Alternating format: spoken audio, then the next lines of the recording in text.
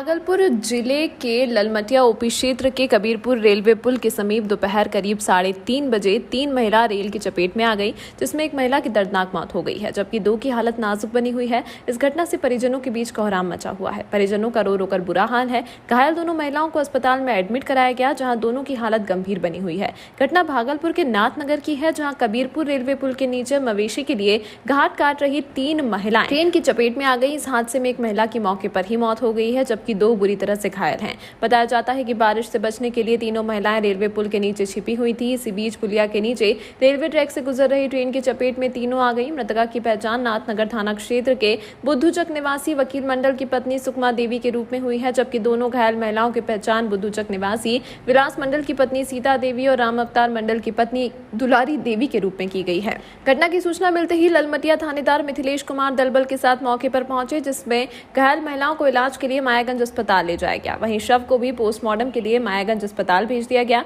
घटना से परिजनों के बीच कोहराम मचा हुआ है। वहीं इस घटना से पूरे गांव में मातम का माहौल है।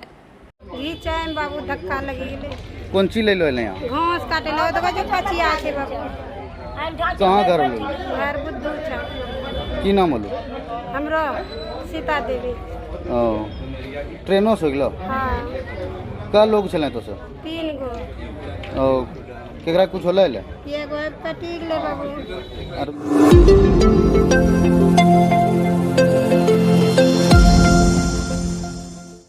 बेगूसराय जिले के बाद अब भागलपुर से एक दिल दहलाने वाली घटना सामने आई है। यहाँ एक चोर को ट्रेन से मोबाइल चोरी करना महंगा पड़ गया। लोगों ने चलती ट्रेन से मोबाइल लेकर भाग रहे चोर को पकड़ लिया और उसे ट्रेन के अंदर खींच लिया। यात्रियों ने चोर की जमकर धुनाई कर दी। इस घटना को देखकर लोगों को बेगूसराय वाली घटना याद आ गई। घटना से जुड़ी जो जानकारी सामने आई है, उसके मुताबिक चोर ट्रेन खुलने का इंतजार कर रहा था। जैसे ही ट्रेन खुली, उसने मोबाइल के लिए झपट्टा मार दिया। समय रहते यात्री ने चोर को दबोच लिया और चलती ट्रेन में उसे लटकाए रखा। चोर को अंदर खींचकर उसकी जमकर पिटाई की गई। इसी दौरान लोगों ने घटनाक्रम का वीडियो बना लिया और उसे सोशल मीडिया पर वायरल कर दिया। वीडियो भागलपुर लैलक स्टेशन का बताया जा रहा है। हालांकि रीसेंट बिहार इस वीडियो की सत्यता की पुष्टि नहीं करता।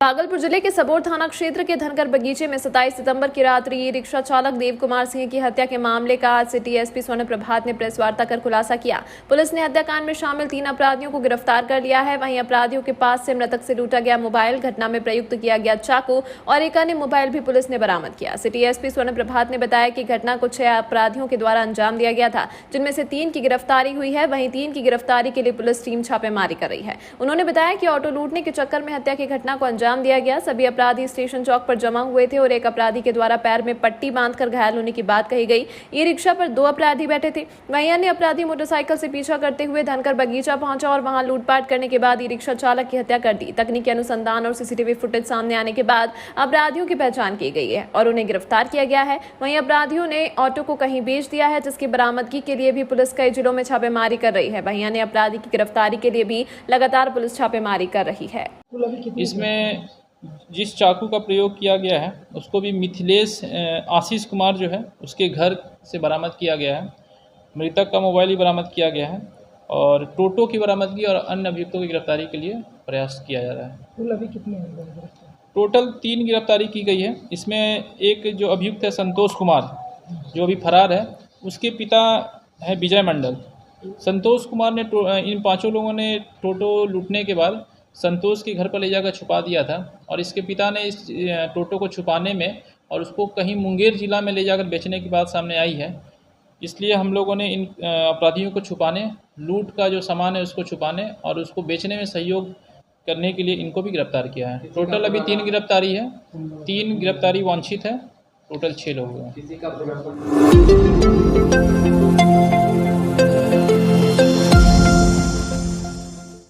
भागलपुर के समाहरणालय परिसर स्थित समीक्षा भवन में जिलाधिकारी सुब्रत कुमार सैन की अध्यक्षता में भूमि विवाद निपटारे और भू राजस्व को बढ़ाए जाने को लेकर पुलिस पदाधिकारियों और इससे संबंधित अधिकारियों के साथ बैठक आयोजित की गई। बैठक के दौरान जिलाधिकारी सुब्रत कुमार सैन ने जिले के अलग अलग प्रखंडों में भूमि विवाद संबंधित मामलों की जानकारी हासिल की, साथ ही अब तक प्राप्त हुए भू राजस्व की भी अद्यतन जानकारी हासिल की। इस दौरान जिलाधिकारी सुब्रत कुमार सैन भूमि विवाद निपटारे और भू राजस्व को लेकर उदासीन रवैया अपनाने वाले पदाधिकारियों पर जमकर बरसे और जल्द से जल्द भूमि निपटारे को कम कम करने और राजस्व बढ़ाए जाने को लेकर काम करने की नसीहत देते हुए लापरवाही बरतने वाले अधिकारियों पर विभागीय कार्रवाई की बात कही।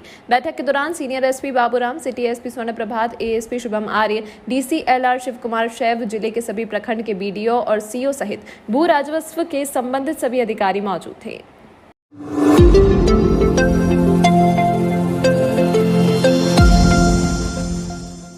भागलपुर जिलाधिकारी सुब्रत कुमार सैन की अध्यक्षता में समाहरणालय स्थित समीक्षा भवन में जिला स्तरीय शांति समिति की बैठक का आयोजन किया गया। उक्त अवसर पर जिलाधिकारी ने शांति समिति सदस्यों को दुर्गा पूजा के अवसर पर विधि व्यवस्था संधारण हेतु की गई तैयारियों के संबंध में विस्तृत जानकारी दी। उन्होंने बताया कि दुर्गा पूजा के सौहार्दपूर्ण उल्लासपूर्ण वातावरण में आयोजन हेतु जिला प्रशासन कटिबद्ध है। असामाजिक तत्वों की सतत निगरानी एवं उनके विरुद्ध लगातार कार्रवाई की जा रही है, जिसमें और तेजी लाने के निर्देश दिए गए हैं। जिलाधिकारी ने बताया कि डीजे का उपयोग पूर्णतः प्रतिबंधित रहेगा। पूजा पंडालों में सीसीटीवी का अनिवार्य रूप से अधिस्थापन एवं इसका सतत कार्यशीलता संबंधित पूजा समितियों की जिम्मेवारी होगी। पूजा समिति पूजा पंडालों में अग्निरोधक सामग्रियों की उपलब्धता सुनिश्चित करेंगे। पूजा पंडालों में राजनीतिक आशय, विद्वेषात्मक आशय का प्रचार प्रसार नहीं किया जाना अनिवार्य एवं अपेक्षित होगा। जिला स्तरीय शांति समिति के साथ आयोजित बैठक में यह तथ्य उभर कर सामने आया कि सभी प्रतिमाओं का विसर्जन कार्य निर्धारित मार्ग के अनुसार 6 सितंबर को पूर्ण कर लिया जाएगा। बैठक में जिला स्तरीय शांति समिति सदस्यों से प्राप्त सुझावों के आलोक में संबंधित विभाग, विद्युत, बुडको, नगर निगम सहित अन्य विभागों को निर्धारित कार्यों के सम्यक निर्वहन हेतु निर्देशित किया गया है। प्रतिमा का विसर्जन एनजीटी के प्रावधानों के अनुसार कृत्रिम तालाब में किया जाएगा, जिस हेतु आवश्यक कार्रवाई की जा रही है। संवेदनशील स्थल चिन्हित है। आवश्यकता अनुसार ऐसे चिन्हित स्थलों पर पर्याप्त संख्या में दंडाधिकारी पुलिस बल की प्रतिनियुक्ति की जाएगी। नियंत्रण कक्ष भी 3 पालियों में कार्यशील किया जाएगा। बैठक में वरीय पुलिस अधीक्षक बाबूराम द्वारा विधि व्यवस्था के संदर्भ में आवश्यक दिशा निर्देश दिए गए। आज तो विधि व्यवस्था को लेकर के बैठक थी। जो आगामी पर्व त्यौहार है उसको लेकर के शांति समिति के सदस्यों के साथ बैठक की गई, जिसमें जिला स्तर के पदाधिकारी, प्रखंड अनुमंडल स्तर के पुलिस एवं सिविल साइड के बहुत सारे ऑफिसर्स उपस्थित थे। शांतिपूर्ण तरीके से जो भी पर्व त्यौहार है, चाहे वो दुर्गा पूजा हो या हजरत मोहम्मद साहब का जन्म दिवस है, तो वो हम लोग शांतिपूर्ण तरीके से कराएंगे। कल बीपीएससी की परीक्षा है तो वो भी शांतिपूर्ण माहौल में होगी और हम लोगों को उम्मीद है कि जो अमन चैन का माहौल है पूरे ज़िले में वो आगे भी बरकरार रहेगा। और कई जो ऐसे असामाजिक तत्व हैं जिनका पूर्व में किसी तरह की कार्रवाई करने का इतिहास रहा है, तो उनको हम लोग चिन्हित करके 107 की कार्रवाई और अन्य जो निरोधात्मक कार्रवाई होती है वो भी हम लोग कर रहे हैं।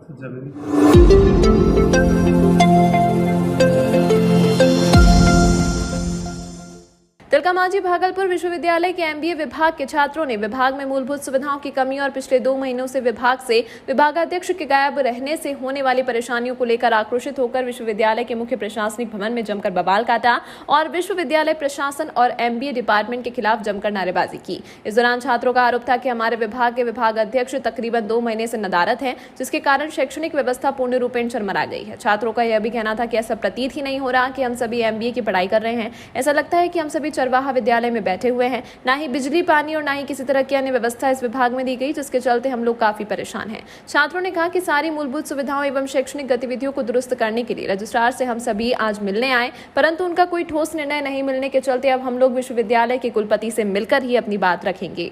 विश्वविद्यालय का जी, हम लोग के डिपार्टमेंट में डायरेक्टर जो है पिछले 2 महीने से अनुपस्थित हैं, जिसकी वजह से काफ़ी संख्या में परेशानियों का सामना करना पड़ रहा है। जिस वजह से हम लोग यहाँ पे डायरेक्टर की मांग के लिए आए हुए हैं। कौन सा विभाग? जी, एमबीए डिपार्टमेंट के हम लोग हैं, जूनियर्स भी हैं जी। और क्या समस्या है? बहुत तरीके का समस्या है। कोई डिसीजन मेकर नहीं है, ना ही सही तरीके से क्लास हो पा रहा है, ना ही जो है अच्छा इंफ्रास्ट्रक्चर है, ना ही लाइट है, बिजली है, किसी भी तरीके का सुविधा नहीं है। ऐसा लग ही नहीं रहा है, ऐसा प्रतीत ही नहीं हो पा रहा है कि हम लोग एमबीए कर रहे हैं। लग रहा है किसी चरवाहे विद्यालय में पढ़ाई कर रहे हैं।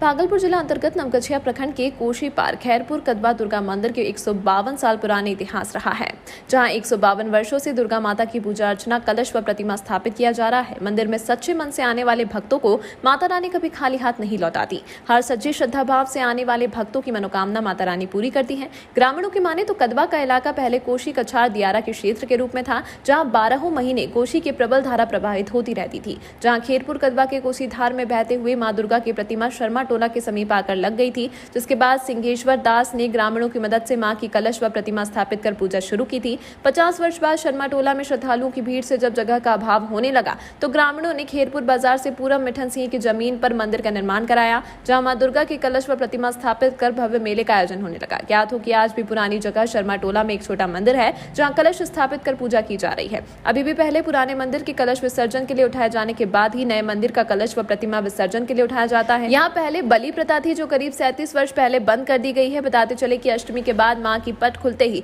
श्रद्धालुओं की भीड़ उमड़ जाती है। नवमी और दशमी को भव्य मेले का आयोजन किया जाता है। वहीं नवरात्र से ही बनारस से आए हुए पंडा श्री राम चतुर्वेदी के द्वारा वेदोच्चारण के साथ पूजा की जा रही है, जहां संध्या आरती में सीमावर्ती क्षेत्र भागलपुर, मधेपुरा व पूर्णिया जिले के करीब 5 पंचायतों से लोग माता की आरती में शामिल होते हैं। वहीं मेला कमेटी के सचिव सोनू जायसवाल, उप सचिव भारत यादव, मंदिर व्यवस्थापक रुपेश ठाकुर, मेला मालिक के रूप में सहयोगी पंकज मंडल, योगेंद्र मंडल, धर्मेंद्र शर्मा, सुबुकलाल शर्मा व भागीरथ मंडल ने बताया कि 2 सालों से कोरोना काल में मेले का स्थिति ठीक ठाक नहीं रहा।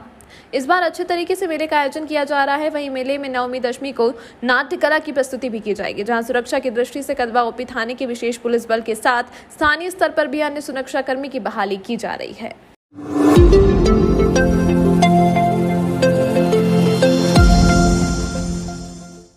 भागलपुर जिला अंतर्गत नवगछिया के ALTF अंचल प्रभारी जयप्रकाश पंडित व कदवा थाना की पुलिस ने गुप्त सूचना के आधार पर संयुक्त रूप से कदवा में छापेमारी कर वहां से करीब 2.5 लीटर देशी शराब को बरामद किया। वहीं पुलिस को भनक लगते ही धंधेबाज फरार हो गए। ALTF अंचल प्रभारी नवगछिया के जयप्रकाश पंडित ने बताया कि गुप्त सूचना के आधार पर प्रतापनगर कदवा में पुलिस राय के पुत्र गुड्डू राय के घर छापेमारी की गई, जहाँ छापेमारी के दौरान उसके घर से 5 लीटर वाले सफेद गैलन में रखे आधा गैलन देशी शराब बरामद की गई, जहाँ से शराब कारोबारी फरार है। कदवा थाने में मद्य निषेध उत्पाद अधिनियम के तहत मामला दर्ज कर कार्रवाई की जा रही है।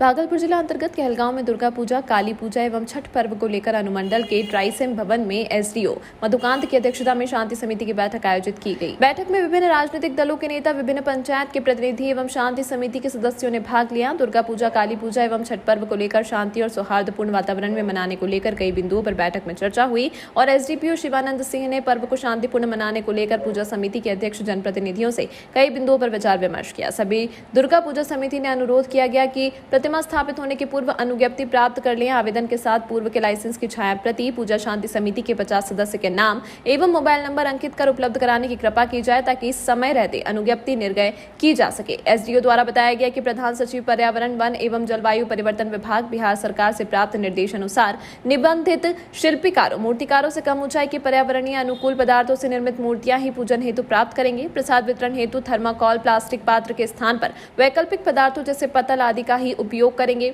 मूर्ति विसर्जन के पूर्व पूजन सामग्री, फूल तथा सजावट की सामग्री हटा लेंगे। मूर्तियों का विसर्जन जल स्रोतों में न करके अस्थायी कृत्रिम तालाब बनाकर किया जाना है। सहित बैठक में कई बिंदुओं पर विचार विमर्श किया गया है।